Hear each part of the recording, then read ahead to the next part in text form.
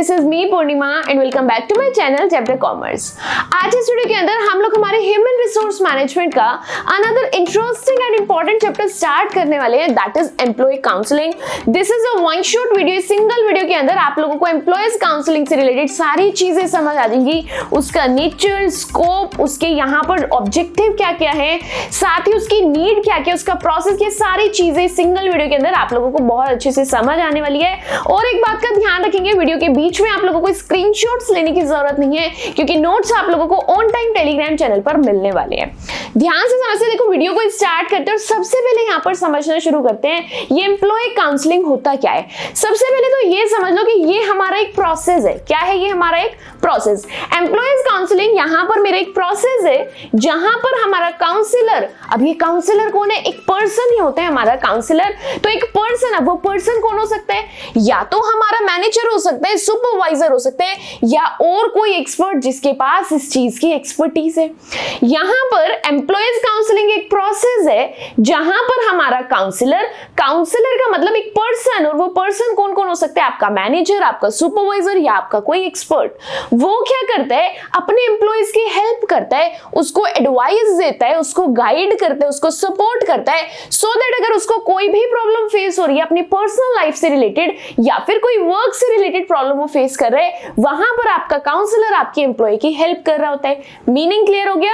आप लोग जब आपका आंसर फ्रेम कर रहे होंगे, किस चीज पर आपको ध्यान देना है कि एम्प्लॉय काउंसलिंग एक प्रोसेस है जहां पर हमारा काउंसलर, ब्रैकेट में मेंशन करेंगे काउंसलर कौन हो सकता है? आपका मैनेजर हो सकता है, सुपरवाइजर हो सकता है, या और कोई एक्सपर्ट हो सकता है। ये लोग आपकी कंपनी के एम्प्लॉय की हेल्प करते हैं, उसको गाइड करते हैं, उसको एडवाइस देते हैं, उसको सजेस्ट करते हैं। किस चीज में? अगर वो पर्सनल लाइफ में या फिर कोई अपने काम के दौरान वहां पर प्रॉब्लम फेस कर रहे हैं, तो ऐसी जगह पर उसको उस प्रॉब्लम से बाहर निकालने के लिए मेरा प्रोसेस यूज होता है, दैट इज काउंसलिंग। बात समझ आ गई? जो पर्सन उसकी हेल्प कर रहा होता है काउंसलर, एंड जो पर्सन, जिस पर्सन की हेल्प हो रही होती है, दैट इज काउंसलिंग।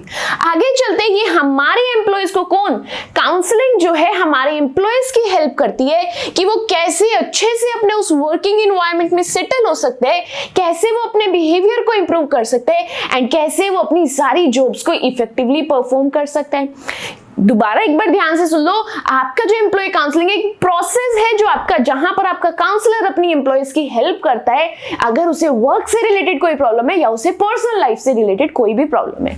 तो इतनी सी बात समझ आ गई, काउंसलिंग मेरे अल्टीमेटली एम्प्लॉयज की हेल्प करती है। किस चीज में हेल्प करती है? कि भैया वो काम बहुत अच्छे से कर सके, वो अपने वर्किंग एनवायरनमेंट में अच्छे से सेटल हो जाए। सेटल हो गया, अब उसको अपने बिहेवियर में कैसे इंप्रूवमेंट करना है, इस चीज में हेल्प करते हैं, एंड अल्टीमेटली वो अपनी परफॉर्मेंस को कैसे इफेक्टिवली परफॉर्म कर सकते हैं। ये सारी चीजें एम्प्लॉय काउंसलिंग की हेल्प से पॉसिबल है। तो यहीं पर हमारे केट डेविस क्या कहते हैं, एम्प्लॉय काउंसलिंग के अंदर क्या चीजें इन्वॉल्व है? यहां पर एक एम्प्लॉय के साथ डिस्कशन होता है। क्या होता है? डिस्कशन होता है, उसकी इमोशनल प्रॉब्लम को समझा जाता है, एंड हमारा एम क्या होता है, हम उसकी प्रॉब्लम सुन क्यों रहे हैं, ताकि हम उसके दुख, उसकी परेशानी, उसकी प्रॉब्लम्स को वहां पर कम कर सके। क्या कह रहे हैं केट डेविस? ये कह रहे हैं कि एम्प्लॉय काउंसलिंग के अंदर क्या चीजें इन्वॉल्व है, यहां पर हम उस, अब जो हमारा एम्प्लॉय है उसके साथ डिस्कस करते हैं अगर उसको कोई भी प्रॉब्लम हो रही है, और डिस्कस करते टाइम मेरा एम क्या होता है कि ये जो प्रॉब्लम मेरे साथ डिस्कस कर रहा है मैं इसको सोल्व कर पाऊं। मेन पॉइंट्स क्या है? जो मेरा काउंसलिंग एक कंटिन्यूअस प्रोसेस है, लगातार चलता रहता है। यहां पर मेरा काउंसलर और मेरे एम्प्लॉय दोनों आमने सामने बैठ करके फेस टू फेस कन्वर्सेशन करते हैं। दूसरा मेन पॉइंट क्या है? यहां पर इमोशनल प्रॉब्लम्स को डील किया जाता है। वो आपके साथ अपनी कोई भी जो ऐसी प्रॉब्लम उसे माइंड में बैठा कर रखी है, वो आपके साथ ऐसी चीजें डिस्कस करेगा कि भाई मैं गोल अचीव करना चाह रहा हूं, हो नहीं रहा है, मेरी बात कोई ऑर्गेनाइजेशन में सुनता नहीं है, या मेरे घर पे ये परेशानी है, कोई भी प्रॉब्लम। दैट मींस यहां पर किसके साथ डील होते हैं? इमोशनल प्रॉब्लम्स के साथ यहां पर डीलिंग होती है। एंड काउंसलिंग की क्यों जाती है? इसका पर्पस क्या होता है, गोल क्या होता है, मोटिव और ऑब्जेक्टिव क्या होता है, कि हम इसकी उस प्रॉब्लम को यहां पर सोल्व कर सके, या इसकी प्रॉब्लम को यहां पर हम लोग रिड्यूस कर सके। This is the main motive of counselling. आगे चलें, यहां पर बात करते हैं नेचर की। नेचर कह लो, फीचर्स कह लो, या कैरेक्टरिस्टिक्स कह लो। किसके फीचर्स की बात करेंगे? हम लोग एम्प्लॉय काउंसलिंग की बात करने वाले हैं। फीचर्स देखते हैं। फर्स्ट फीचर क्या है यहाँ पर, कि काउंसलिंग के अंदर यहाँ पर हमारे आइडियाज और हमारी फीलिंग्स एक्सचेंज होती है। काउंसलर बैठा है जो उसकी प्रॉब्लम सुन रहा है, सामने एम्प्लॉय बैठा है जो अपनी प्रॉब्लम बता रहा है, क्या यहाँ पर इनकी फीलिंग्स एक्सचेंज हो रही है, क्या यहाँ पर इनके आइडियाज एक्सचेंज हो रहे हैं, वो अपनी दुख परेशानी बता रहे कौन, एम्प्लॉय, तो उसकी फीलिंग्स एक्सचेंज हो गई। अब यहाँ पर काउंसलर उसको कुछ सजेस्ट कर रहा है, कुछ गाइड कर रहा है, तो क्या यहाँ पर उसका आइडिया एक्सचेंज हो गया, बिल्कुल। तो ये इसका फर्स्ट फीचर है। सेकेंड फीचर क्या है, यहाँ पर चाहे वर्क रिलेटेड प्रॉब्लम है या फिर कोई पर्सनल प्रॉब्लम है, उन दोनों के साथ ही यहाँ पर डील किया जाता है। किसके अंदर, आपकी एम्प्लॉय काउंसलिंग के अंदर। अब आपका एम्प्लॉय है, आपकी रेस्पॉन्सिबिलिटी कि आप उस एम्प्लॉय को खुश कैसे रखोगे। वो घर से किसी बात से परेशान है या वो इस वर्किंग एनवायरनमेंट के अंदर परेशान है, ये चीज यहां पर आपके एम्प्लॉय काउंसलिंग के अंदर जानी जाती है। थर्ड फीचर क्या है, ये आपकी जो काउंसलिंग का प्रोसेस है, ये करता कौन है, ये हमारे प्रोफेशनल्स ही कर सकते हैं, या तो मेरा सुपरवाइजर कर लेगा या मेरा मैनेजर कर लेगा, या कोई ऐसा एक्सपर्ट जिसके पास इस चीज की एक्सपर्टीज हो, वो ही इस प्रोसेस को कंडक्ट कर सकता है। उसके बाद ये जो मेरा काउंसलिंग का प्रोसेस है, this is a confidential process. That means जो एम्प्लॉय आपके साथ बातें शेयर कर रहा है, आपका सिर्फ काम कितना है कि जो प्रॉब्लम वो आपको बता रहा है उस प्रॉब्लम में उसकी हेल्प कर दो, लेकिन उसकी जो भी चीजें वो आपको बता रहा है, वो चीजें, वो उसकी डिटेल्स, वो इंफॉर्मेशन, वो उसकी फीलिंग आपको किसी के साथ डिस्क्लोज नहीं करनी है। हर एक चीज कॉन्फिडेंशियल रखनी है। नेक्स्ट फीचर क्या है, इससे हमारी ऑर्गेनाइजेशन की परफॉर्मेंस अच्छी होती है। देखो आपके पास एक एम्प्लॉय आया काउंसलिंग के लिए, वो कहते हैं कि मुझे प्रॉब्लम फेस हो रही है, मेरे को वर्किंग एनवायरनमेंट नहीं पसंद आ रहा, मेरे को ऑर्गेनाइजेशनल स्ट्रक्चर समझ नहीं आ रहा, मुझे यहाँ की रिस्पॉन्सिबिलिटी समझ नहीं आ रही। तो बीइंग अ काउंसलर आप क्या करोगे, उसको इस प्रॉब्लम से डील करना सिखाओगे। अच्छा, अब उसकी प्रॉब्लम अगर डील हो गई, यहाँ पर उसकी प्रॉब्लम सोल्व हो गई, तो अल्टीमेटली क्या होगा, वो आपको अच्छे से काम करके देगा। अच्छे से काम करके देगा तो क्या उसकी ऑर्गेनाइजेशनल परफॉर्मेंस इंप्रूव हो गई, बिल्कुल हो गई। क्या अब आपके ऑर्गेनाइजेशन की गोल्स अच्छे से अचीव हो जाएंगे, बिल्कुल। तो ये थे हमारी नेचर कैरेक्टरिस्टिक्स कह लो या फिर फीचर्स कह लो। आई होप यहाँ पर पढ़ाए हुए सारे के सारे पॉइंट्स आप लोगों को अच्छे से क्लियर हुए हैं। हम लोग काउंसलिंग के अंदर अपनी आइडियाज और फीलिंग्स को एक्सचेंज करते हैं। हम यहाँ पर हमारी पर्सनल प्रॉब्लम है या वर्क रिलेटेड प्रॉब्लम है, काउंसलिंग के अंदर दोनों चीजों से डील कर सकते हैं। एंड जो काउंसलिंग होती है, हमारे प्रोफेशनल्स, हमारे मैनेजर्स, हमारे सुपरवाइजर्स या एक्सपर्ट्स ही करते हैं। एंड जो इन्फॉर्मेशन हमारा एम्प्लॉय हमारे काउंसलर के साथ शेयर करता है, वो सारी इन्फॉर्मेशन आप लोगों को प्राइवेट रखनी होती है, दैट मींस कॉन्फिडेंशियल रखनी होती है। एंड आप काउंसलिंग अगर प्रोवाइड कर रहे हो तो इससे आपके अल्टीमेटली ऑर्गेनाइजेशन को ही फायदा मिलने वाला है, क्योंकि जो प्रॉब्लम वो फेस करे, जिस कारण वो काम नहीं कर पा रहे, वो प्रॉब्लम अगर आपने सोल्व कर दी तो क्या वो काम अच्छे से करके दे देगा, बिल्कुल दे देगा। आगे चले, अब बात करते हैं नीड, हमें काउंसलिंग की जरूरत क्यों पड़ी, या फिर हम इसको इंपॉर्टेंस भी बोल सकते हैं कि मेरे साथ ये प्रॉब्लम थी और काउंसलिंग ने आकर के इस प्रॉब्लम को कर दिया सोल्व। तो नीड बोलो या इंपॉर्टेंस बोलो, पॉइंट्स आपके यही काम आ जाएंगे। स्टार्ट करें समझना।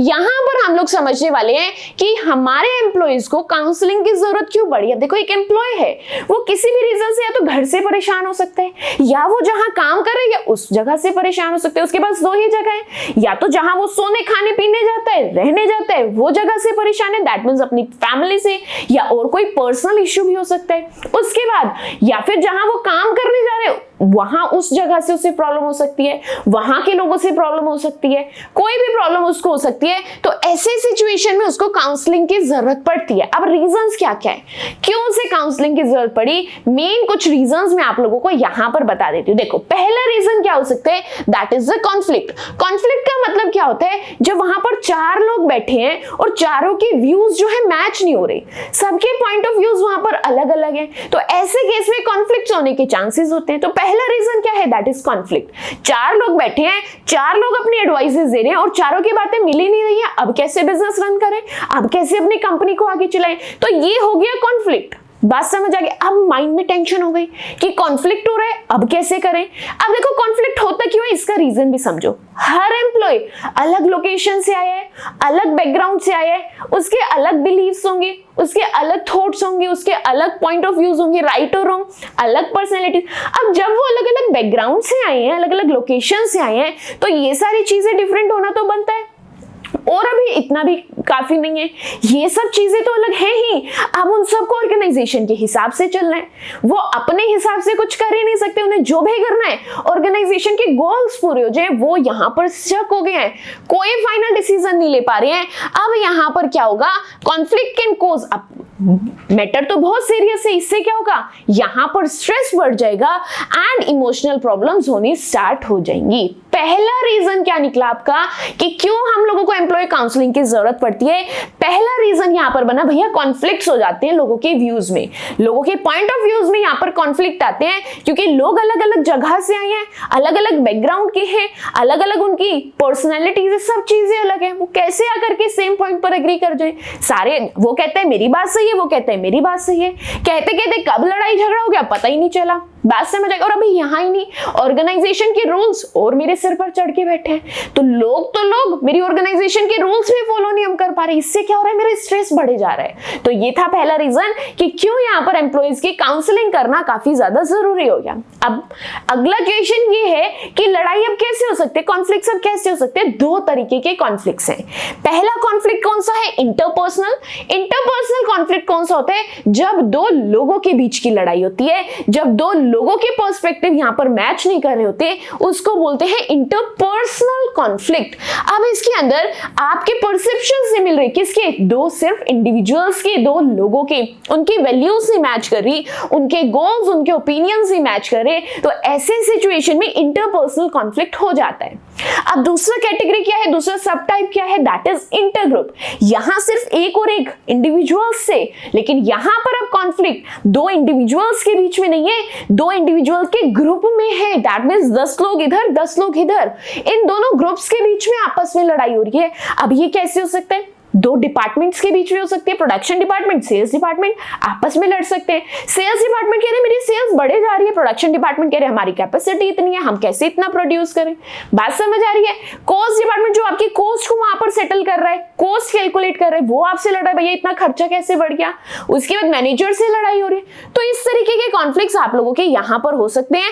अलग अलग यहाँ पर ग्रुप के अपने खुद के गोल्स होते हैं, खुद की वैल्यूज होती है, खुद के इंटरेस्ट होते हैं, तो इस बेसिस पर भी आपके ऑर्गेनाइजेशन के अंदर कॉन्फ्लिक्ट हो सकते हैं।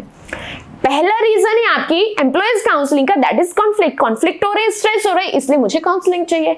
अब कॉन्फ्लिक्ट दो तरीके के हो सकते हैं, इंटरपर्सनल एंड इंटरग्रुप। बात समझ आ गई? उसके बाद अब अगर लड़ाइयां हो ही रही थी तो इसमें काउंसलिंग क्या हेल्प करेगी, इसमें काउंसलिंग का क्या रोल होने वाला है, उसको ध्यान से समझो। यहां पर काउंसलिंग की हेल्प से हम क्या करेंगे, एम्प्लॉयज को अपने सामने बैठाएंगे, उससे सारी सिचुएशन समझेंगे कि सामने वाला पर्सन क्या फील कर रहा है, उसे यहाँ पर कैसा लग रहा है। उससे क्या होगा, एटलीस्ट उसको ये फील होगा कि हाँ यहाँ पर मेरी सुनने के लिए कोई तो बैठा है, मेरे दुख परेशानी भी कोई सुन रहे। तो इससे क्या होगा, उसका जो इमोशनल स्ट्रेस है वो थोड़ा सा यहाँ पर रिड्यूस हो जाएगा। अब आप क्या करोगे, अब उससे अपनी प्रॉब्लम तो आपके साथ शेयर करी थी, अब आप क्या करोगे, उसको सॉल्यूशन प्रोवाइड कर सकते हो।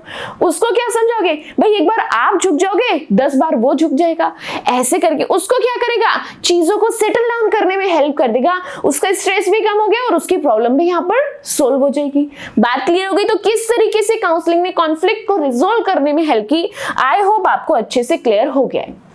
अब चलते हैं सेकेंड रीजन की तरफ, सेकेंड नीड की तरफ कि क्यों काउंसलिंग की जरूरत पड़ी। सेकेंड रीजन है दैट इज फ्रस्ट्रेशन। आप लोगों को पता है कभी कभी एक्स्ट्रा बर्डन हो रहा है, तो एक्स्ट्रा बर्डन से क्या होता है, मुझे फ्रस्ट्रेटेड फील होता है, बहुत चिड़चिड़ापन होता है कि ये भी मैं कर दूं, ये भी मैं कर दूं, मैं ही करूं सब। ऐसी फीलिंग को बोलते हैं फ्रस्ट्रेशन। जब एक पर्सन कुछ करना चाह रहा है, हो नहीं पा रहा है, दैट मीन्स अब उसने अपने एक स्पेसिफिक गोल सेट कर रखा है, वो बर्डन में इतना फंसा हुआ है, इतना ज्यादा फंसा हुआ है कि उस बर्डन से निकल ही नहीं पा रहा है, वो अचीव ही नहीं कर पा रहा है जो एक्चुअल में वो चाहता था। बात समझ आ रही है? इस कारण वो फ्रस्ट्रेट हो जाते हैं, इसको बोलते हैं हम लोग फ्रस्ट्रेशन। जब वो कुछ अचीव करना चाह रहा है बट वो कर नहीं पा रहा है। अब रीजन क्या क्या है, या तो आपके काम को बार बार कोई आकर टोक रहा है, आपने एक पीस तैयार किया फिर उसमें कमी निकाल दी, फिर दूसरा पीस तैयार किया फिर उसमें कमी निकाल दी, ऐसे करके किसी पॉइंट पर आप आकर फ्रस्ट्रेट होंगे, आपको गुस्सा आएगा, तो इसी को हम लोग बोलते हैं frustration. And this is a first cause of frustration, जब कोई आपके काम को आकर इंटरप्ट करे। आप अच्छा खासा बैठकर काम कर रहे हो, साइड में एक बंदा बैठे वो आपको कह रहे वो उठा के दियो, फिर इधर बैठे वो कह रहे वो उठा के, इंटरप्शन हो रही है। तो ये पहला रीजन है कि क्यों आप लोग फ्रस्ट्रेटेड फील करते हो। उसके बाद आप एक टारगेट अचीव करना चाह रहे हो, लाइक अब आप लोगों का जब भी कोई एग्जाम है, आपका टारगेट क्या है कि आज रात तो ये चैप्टर खत्म करने हैं, और गलती से आप सो गए तो सुबह क्या आपको फ्रस्ट्रेशन होगी? बिल्कुल होगी कि मैंने सोचा था भैया आज रात ये चैप्टर मेरा कंप्लीट हो जाएगा, बट नहीं हुआ। सुबह उठोगे 110% 50% आप वहां पर फ्रस्ट्रेटेड हो गए, आपको चिड़चिड़ापन हुआ होगा कि जो मैंने सोचा था मैं कर ही नहीं पाया, अब मेरे पास कल के काम का भी प्रेशर है और आज का भी प्रेशर है, डबल हो गया। बात समझ आ रही है? उसके बाद थर्ड कॉज क्या है, आपको प्रमोशनल अपॉर्चुनिटीज कम नजर आ रही है। आपको लग रहा है आप इतनी कड़ी मेहनत कर रहे हो, खून पसीने की मेहनत कर रहे हो, दिन रात एक करके काम कर रहे हो, लेकिन आपको कहीं आपका क्या नहीं मिल रहा, आपकी ग्रोथ नजर नहीं आ रही कि कहीं आप प्रमोट हो जाओ, आपकी सैलरी बढ़ जाए या कुछ हो जाए, नहीं नजर आ रहा, फ्रस्ट्रेट हो जाओगे कि भाई मैं भी इतनी मेहनत कर रहा हूं, दुनिया मेरे से कम मेहनत करके इतने ऊंचा पहुंच गई, मुझ में कहां कमी। क्या फ्रस्ट्रेशन होगी? बिल्कुल होगी। Next and the last point of cause is that obstacles in completing task. अगर आप टास्क पूरा करने में बार बार प्रॉब्लम्स फेस कर रहे हो, आप काम करने बैठे मशीन बंद हो गई, चलो मशीन चली कोई बात नहीं, काम करने बैठे लाइट चली गई, ऐसे प्रॉब्लम्स, अगर ऐसे ऑब्स्टिकल्स आप लोग फेस कर रहे हो तो क्या इससे भी फ्रस्ट्रेशन होगी? बिल्कुल होगी। कॉजेस समझ आ गए, हम लोग रीजन समझ रहे हैं कि क्यों एक एम्प्लॉय को काउंसलिंग की जरूरत होती है।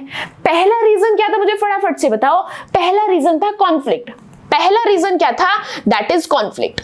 बात समझ आ गई? कॉन्फ्लिक्ट के दो कैटेगरीज से बताने की जरूरत नहीं, आपको ऑलरेडी याद हो चुकी होगी। दूसरा रीजन क्या है? That is frustration. दूसरा रीजन क्या है? That is frustration. बात समझ आ गई? दो टाइप्स तो आपको समझ, दो रीजंस तो आपको समझ आए। अभी फ्रस्ट्रेशन को और डिटेल में समझना जरूरी है। अब अगर फ्रस्ट्रेशन हो रही है तो उससे क्या क्या इफेक्ट होंगे, ध्यान से सुनो। अब आप खप चुके हो, बहुत ज्यादा चिढ़ चुके हो, अब क्या क्या होगा, इसके इफेक्ट क्या है? आपको गुस्सा आएगा या नहीं आएगा? बिल्कुल, आप हर टाइम चिड़चिड़ रहोगे, आपको गुस्सा बहुत आएगा। उसके बाद आपका वो काम करने का मन नहीं करेगा, आप कुछ बनाने बैठोगे, आपको पता है या तो मशीन खराब हो जाएगी, लाइट चली जाएगी या कुछ हो जाएगा, तो ऐसी सिचुएशन में आपका वो काम दोबारा करने का मन ही नहीं करेगा।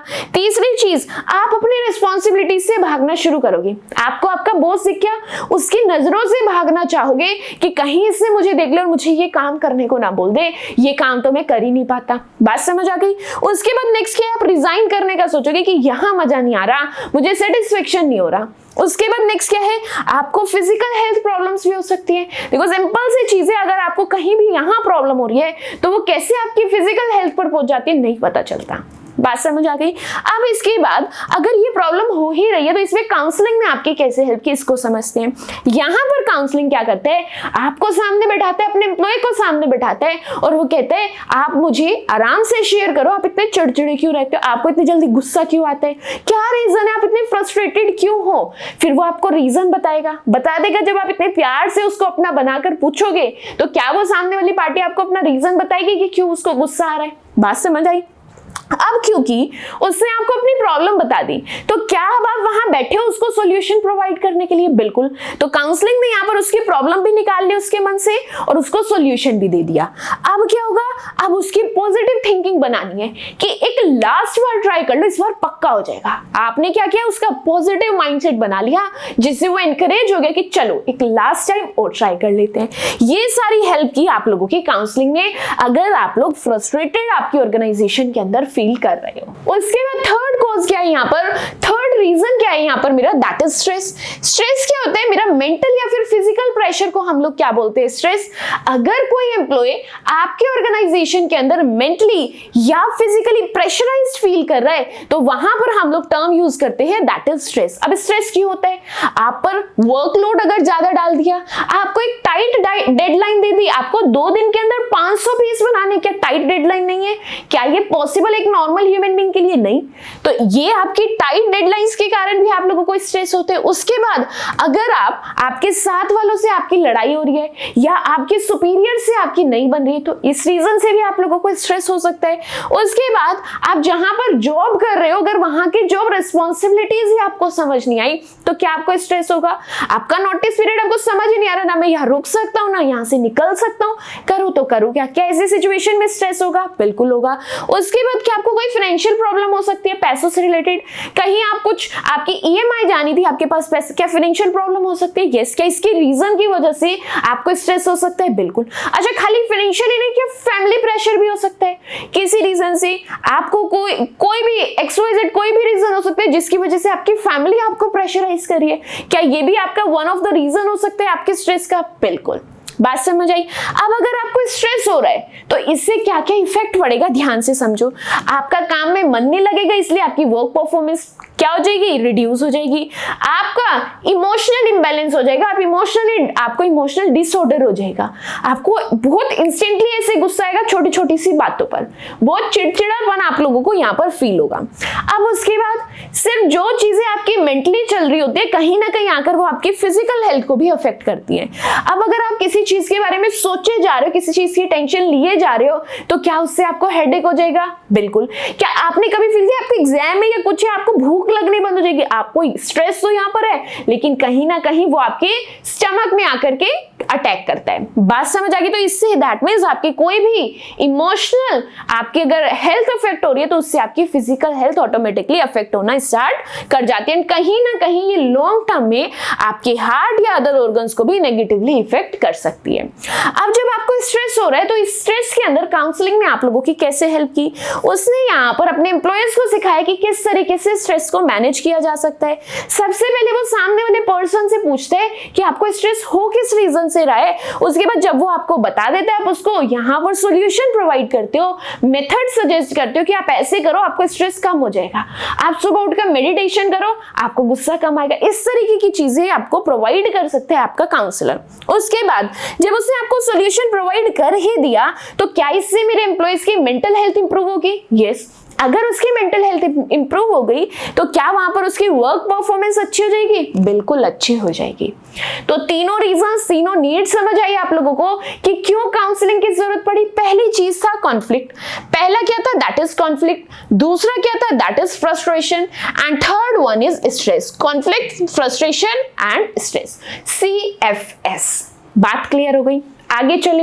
नेक्स्ट अब यहाँ पर हम लोग पढ़ने वाले हैं स्ट्रेस मैनेजमेंट का, कि किस तरीके से एक पर्सन जब मेंटली या फिजिकली प्रेशराइज फील करते हैं उसको स्ट्रेस कहते हैं। स्ट्रेस से यहाँ पर क्या हो सकते हैं, वो नर्वस हो सकते हैं, इरिटेट हो सकते हैं, रिलैक्स नहीं कर पाएंगे और लेस प्रोडक्टिविटी, दैट मीन्स उनकी परफॉर्मेंस वहां पर कम हो जाएगी। उसके बाद अगर लॉन्ग टर्म स्ट्रेस में आप रह लिए तो उससे आपका स्टमक डिसऑर्डर हो सकता है, भूख लगनी बंद कर सकती है, लीवर पर अटैक हो सकते हैं, कुछ भी चीजें हो सकती हैं, हार्ट डिसीज हो सकती है, किडनी प्रॉब्लम्स भी हो सकती है। अब आपको काम पे जाने पर अगर स्ट्रेस हो रहा है तो उसके पीछे के रीजन क्या क्या? आपको ज्यादा काम कराया जा रहा है, टाइम का कोई प्रेशर है, वहां की वर्किंग कंडीशन अच्छी नहीं है, आपके पास कुछ करने की पावर नहीं है, हर टाइम ऐसे लगता है किसी के अंडर रहकर काम करना पड़ रहा है। उसके बाद कॉन्फ्लिक्ट्स बहुत हो रहे हैं आपके सुपीरियर्स के साथ या फिर आपके कलीग्स के साथ। बात समझ आ रही है? एंड अगर आप फ्रस्ट्रेट हो, आपको गुस्सा आ रहा है, ये सारे रीजन है आप लोगों के स्ट्रेस के जब भी आप लोग आपकी वर्क वाले प्लेस पर हो।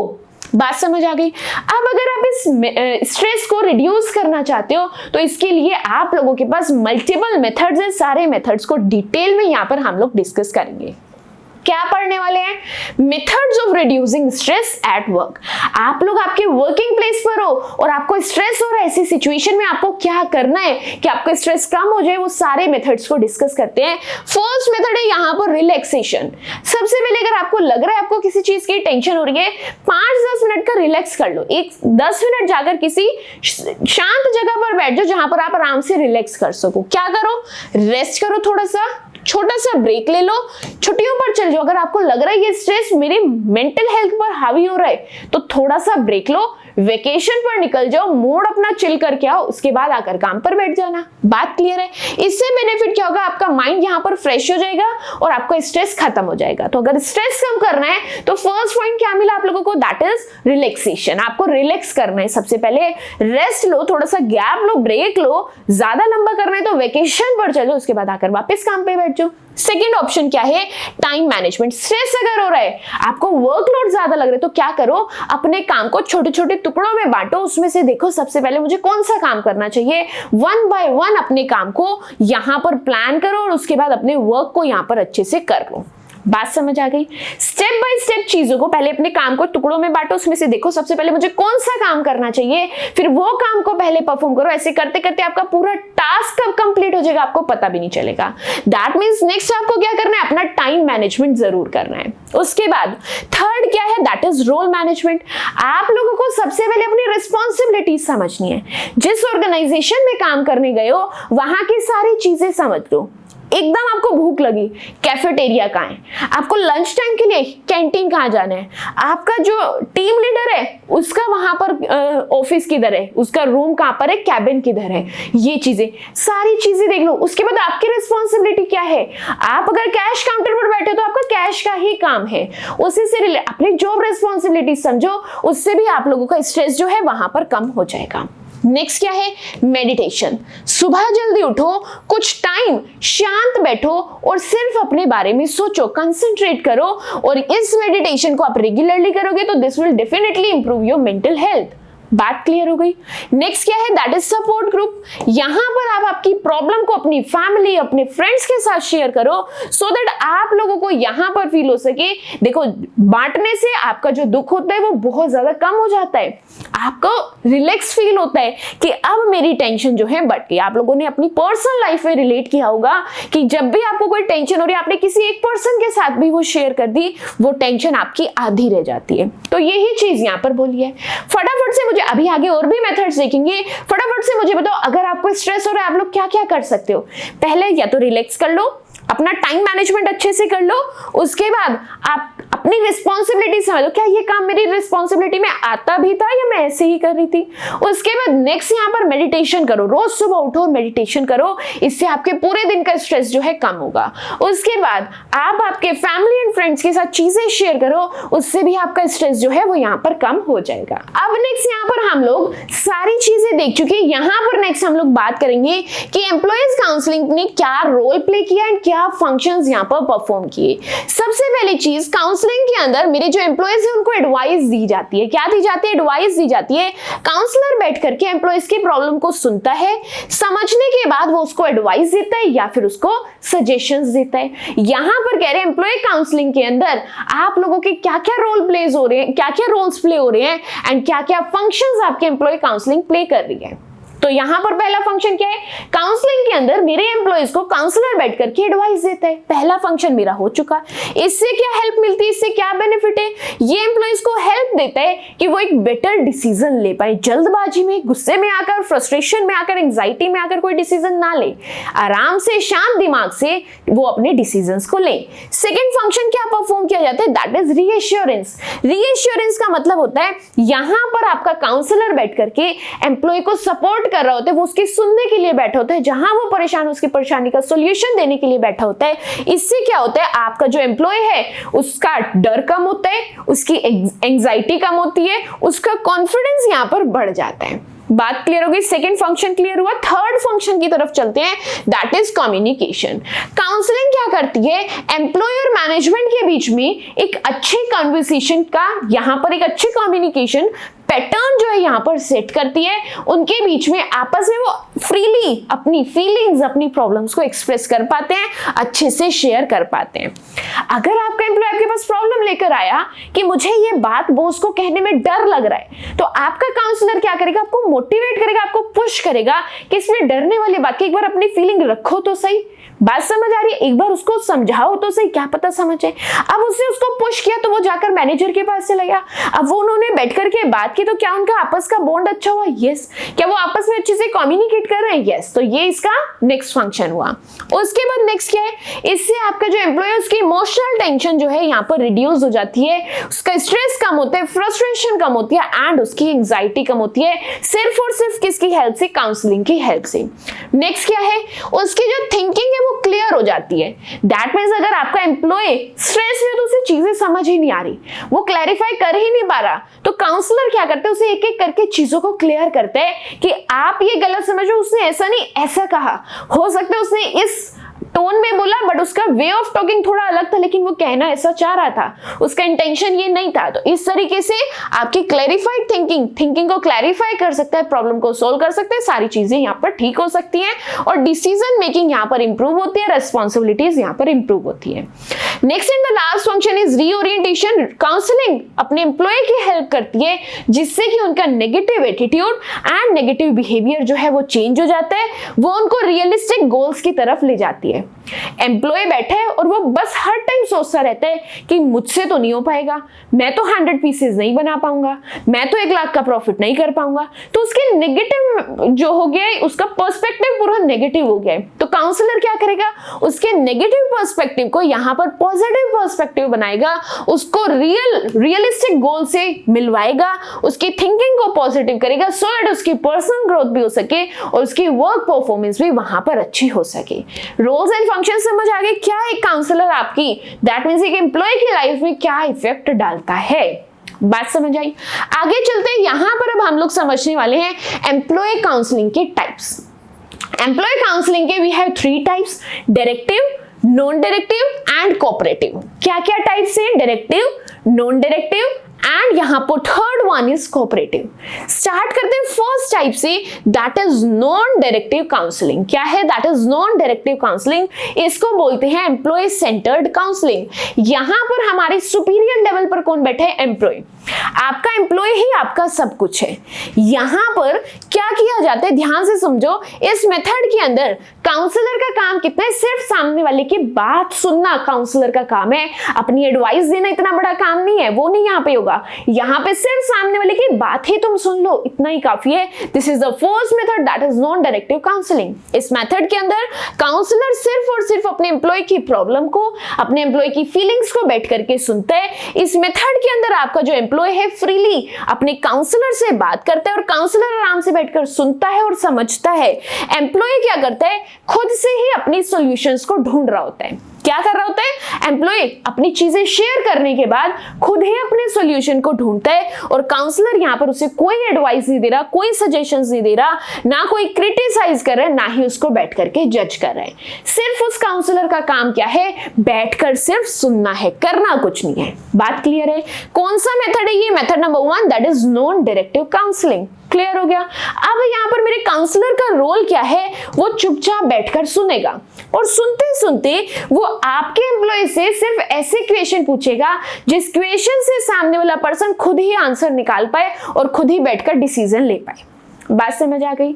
यहां पर एक एम्प्लॉय है, बैठकर कह रहा है कि मुझे इस ऑर्गेनाइजेशन में काम नहीं करना। काउंसलर बैठा है, क्यों नहीं करना, आपको वर्किंग एनवायरनमेंट सेफ नहीं लगता, लगता तो है। आपको पे अच्छी नहीं मिल रही, मिलती तो है। काम करने का मन नहीं करता, हाँ काम करने का मन नहीं करता। तो क्या यहाँ पर आप बाहर निकलोगे कि क्या बाहर अच्छी अपॉर्चुनिटी मिल सकती है, वहां काम करने का मन करेगा, नहीं, मन तो वहां भी नहीं करेगा। तो फिर वो क्या करता है, बैठ करके खुद से ही डिसीजन, एम्प्लॉय खुद से ही बैठकर डिसीजन लेते हैं, क्योंकि काउंसलर ने आपको कोई एडवाइस नहीं दी, सिर्फ आपने उसको अपनी बात बताई, सामने से उसने आपसे कुछ ऐसे क्वेश्चन पूछे जिससे आपको खुद को अपना आंसर मिल जाए। तो यहाँ पर उसको लगा कि हाँ फिर छोड़कर तो कोई फायदा नहीं है, काम तो हर जगह करना पड़ेगा। तो क्या एम्प्लॉय ने यहाँ पर खुद से अपना डिसीजन ले लिया, बिल्कुल। तो काउंसलर नेक्स्ट स्टेप क्या करते हैं, सामने वाले पर्सन को कैसे क्लियरली चीजों को थिंक करवाना है, यहां पर क्लैरिफाई करता है। बात क्लियर होगी। इससे फायदा क्या होता है, आपके जो एम्प्लॉय है उसमें सेल्फ कॉन्फिडेंस आता है, उसको अपनी प्रॉब्लम सॉल्विंग स्किल्स जो है उसकी यहां पर डेवलप हो जाती है। फर्स्ट मेथड क्लियर हुआ, that is non directive counselling. यहां पर काउंसलर सिर्फ और सिर्फ बैठकर सुनता है और एम्प्लॉय बैठकर बात बताता है। सेकंड मेथड है यहाँ पर डायरेक्टिव काउंसलिंग। यहां पर वो बात सुनता भी है और यहां पर उसको चीजें एडवाइस भी करता है और सजेस्ट भी करता है। यहां पर किसकी चलती है, मेरे काउंसलर की। पीछे वाले मेथड में किसकी चलती है, मेरे एम्प्लॉय की। फीचर समझते हैं, यहां पर मेरा काउंसलर सबसे पहले बैठकर प्रॉब्लम को एनालाइज करेगा, उसके बाद उस प्रॉब्लम का सॉल्यूशन सजेस्ट करेगा, उसके बाद जो आपका एम्प्लॉय है वो क्या करेगा, उस गाइडेंस को, इस एडवाइस को फॉलो करेगा। और यहां पर फोकस किस पर होता है मेनली, कि फटाफट से इसकी प्रॉब्लम कैसे सोल्व हो जाए। मेन फोकस किस चीज पर है, उसने मुझे प्रॉब्लम बताई तो कैसे तुरंत उस प्रॉब्लम का सॉल्यूशन मिले। This is the main focus under directive counselling. अब यहाँ पर मेरे काउंसलर के रोल क्या क्या है, सबसे पहले वो एडवाइस देगा कि काम कैसे करना है।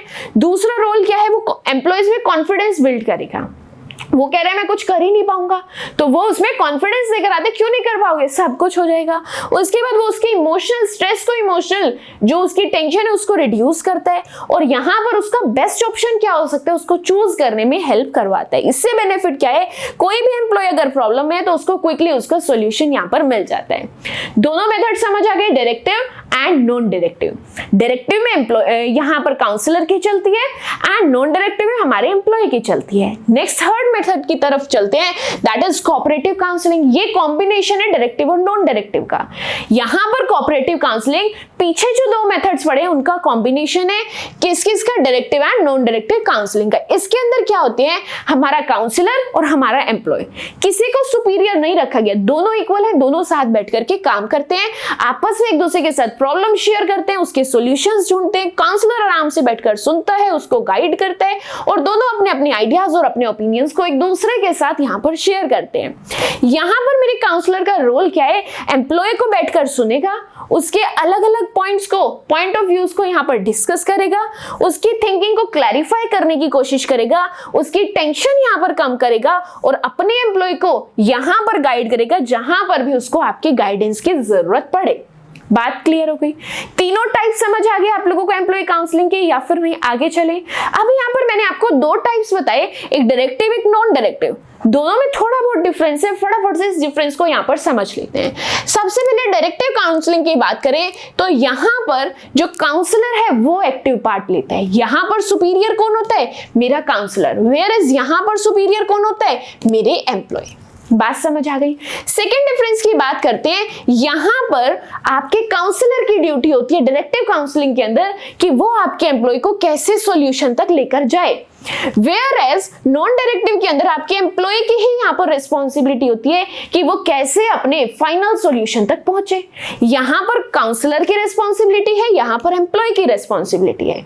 यहाँ पर काउंसलर मेरा सुपीरियर है और यहाँ पर मेरा एम्प्लॉय सुपीरियर है। बात समझ आ रही है? उसके बाद आप लोग किस पर एम्फेसाइज करते हो, outer symptom, current problem and quick relief from stress. यहाँ पर काउंसलर क्या चाहता है कि उसकी प्रॉब्लम सुन करके, उसके सिम्टम समझ करके आपको उसकी करंट प्रॉब्लम देख के उसका क्विक सॉल्यूशन प्रोवाइड करना है।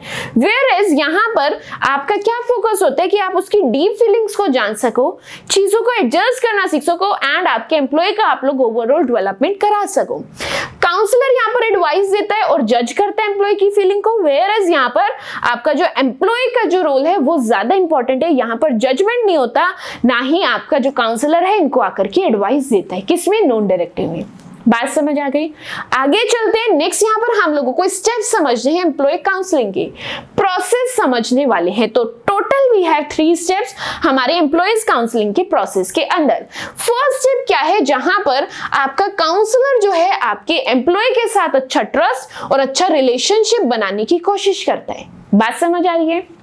यहां पर हम लोग समझ रहे हैं कि एम्प्लॉयज काउंसलिंग के अंदर क्या क्या स्टेप्स फॉलो होते हैं। तो टोटल 3 स्टेप्स फॉलो करने होते हैं। स्टेप नंबर 1 के अंदर सबसे पहले वो एक नया पर्सन आपके सामने जो आकर बैठा है, आपको सबसे पहले उसके साथ ट्रस्ट बनाना है, उसके साथ एक अच्छा रिलेशनशिप मेंटेन करो, उसको वहां पर कंफर्टेबल फील कराओ और उसके अंदर कॉन्फिडेंट बिल्ड करो कि आप टेंशन मत लो, अपने कॉन्फिडेंस में लो कि जो बात बताओगे मेरे तक रहेगी, कहीं नहीं जाएगी। बात समझ आ रही है? अब काउंसलर क्या करेगा, उस एम्प्लॉय की प्रॉब्लम को ध्यान से सुनेगा और उसकी जो भी उसका कंसर्न होगा उसको शो करेगा और दिखाएगा कि हाँ मैं एक्चुअल में आप लोगों की हेल्प करना चाहता हूं। स्टेप नंबर 1 क्लियर हो गया? This is the preparation stage. Step number 1 is preparation stage. यहां पर आप लोग क्या करते हो, अपने एम्प्लॉय के साथ ट्रस्ट बिल्ड करते हो, अच्छा रिलेशनशिप बनाते हो, उसको कंफर्टेबल फील कराते हो, उसको कॉन्फिडेंस में लेते हो और उसकी बात को बैठकर सुनते हो और अपना कंसर्न शो करते हो, उसको सिंपैथी दिखाते हो कि हाँ ऐसा है, या उसको सोल्यूशन प्रोवाइड करने की कोशिश करते हो। सेकेंड स्टेप, इसके अंदर मेन यहाँ पर पर्पस क्या है कि उसको एक फ्रेंडली एटमोस्फेयर मिल जाए सो दैट वो ओपन कम्युनिकेट आप लोगों के साथ कर सके। Step number 2 is intermediate stage. इसके अंदर क्या होता है, जैसे ही ट्रस्ट बन गया वैसे ही काउंसलर अब सामने वाली पार्टी से सारी इंफॉर्मेशन लेनी शुरू कर देगा कि एक्चुअल में वो प्रॉब्लम कहां फेस कर रहा है। होता क्या है, यहां पर मेरा जो काउंसलर है अपने एम्प्लॉय की प्रॉब्लम को सुनता है, उसको समझता है, फिर उसको एनालाइज करता है। एम्प्लॉय को एनकरेज किया जाता है कि अपनी प्रॉब्लम को खुद समझो। वो ऐसे क्वेश्चन पूछता है जैसे अभी मैंने पीछे बताया, आपसे ऐसे क्वेश्चन पूछेगा कि आपको आपके आंसर्स खुद ही मिल जाएंगे एंड उसको यहाँ पर अपने एम्प्लॉयज को बताता है कि देखो आप में ये स्ट्रेंथ है, ये आपकी वीकनेस है, ये सारी चीजें उसको आइडेंटिफाई करवाता है। Third in the the last stage is action planning stage. इस स्टेज के अंदर क्या होता है, यहाँ पर आपका काउंसलर आपकी जो भी प्रॉब्लम है उसके मल्टीपल सॉल्यूशंस आपको प्रोवाइड करता है। एंड उसके बाद जब वो आपको इतने मल्टीपल ऑप्शंस प्रोवाइड कर रहा है तो हर ऑप्शन का फायदा और नुकसान आपको समझा रहे हैं। फिर आप क्या करते हो, उसमें से एक बेस्ट सॉल्यूशन को चूज करते हो एंड आपके एम्प्लॉय को आप एनकरेज करते हो कि ये जो सॉल्यूशन आपने चूज किया this is going to be the best solution और इसको इंप्लीमेंट करना स्टार्ट कर दो। एंड आपको इससे क्या नजर आएगी, प्रोग्रेस देखने के लिए डेफिनेटली मिल जाएगी। तीनों स्टेप समझ आ गए। फर्स्ट है प्रिपरेशन स्टेज, फिर इंटरमीडिएट स्टेज, देन आप लोगों के पास क्या है, action planning stage. Process complete होता है। नेक्स्ट यहाँ पर काउंसलर के रोल की बात करते हैं। आई डोंट थिंक मुझे पढ़ने की जरूरत है, स्टिल मैं आप लोगों को एक बार बता देती हूँ। जो काउंसलर होते हैं वो एक फ्रेंडली एनवायरनमेंट क्रिएट करते हैं, एक सपोर्टिव एनवायरनमेंट क्रिएट करते हैं जहां पर बैठकर एम्प्लॉय आपको चीजें बताता है। उसके बाद ये आपके एम्प्लॉय को एनकरेज करता है कि बताओ एक बार अपनी प्रॉब्लम मेरे साथ शेयर करो। उसके बाद नेक्स्ट काम क्या है, उसकी प्रॉब्लम को समझता है, फिर उसकी स्ट्रेंथ और वीकनेस को वो आइडेंटिफाई करता है, फिर उसको उसके बिहेवियर से रिलेटेड वो फीडबैक प्रोवाइड करता है और उसके बाद वो अपने एम्प्लॉय को समझाता है कि कैसे वर्किंग एनवायरनमेंट उसको मिलना चाहिए। बात समझा, हेल्प एम्प्लॉय को समझने में हेल्प करते हैं कि अपने वर्किंग एनवायरनमेंट को अच्छे से समझो।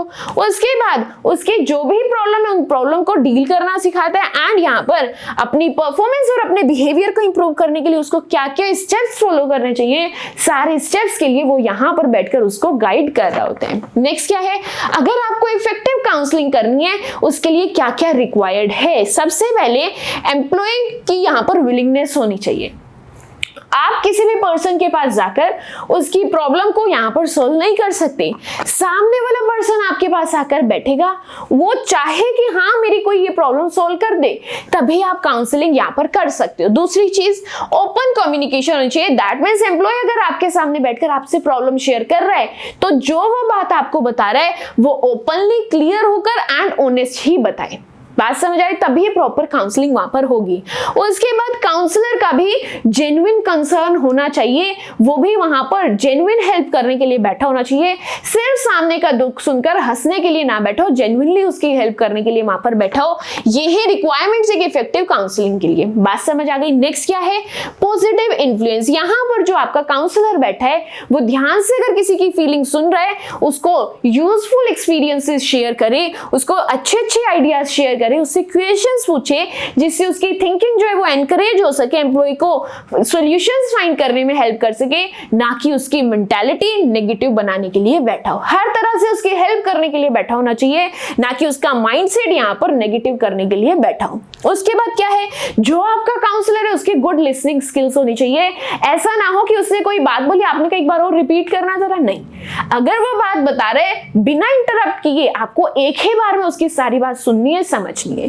उसके बाद लास्ट चीज क्या है, आपको उसका कॉन्फिडेंस बिल्ड करना है कि आप जो बात बता रहे हैं इससे बाहर ये बात नहीं चाहिए, आपको उसको अपने कॉन्फिडेंस में लेना है। ये सारी रिक्वायरमेंट्स है एक इफेक्टिव काउंसलिंग की।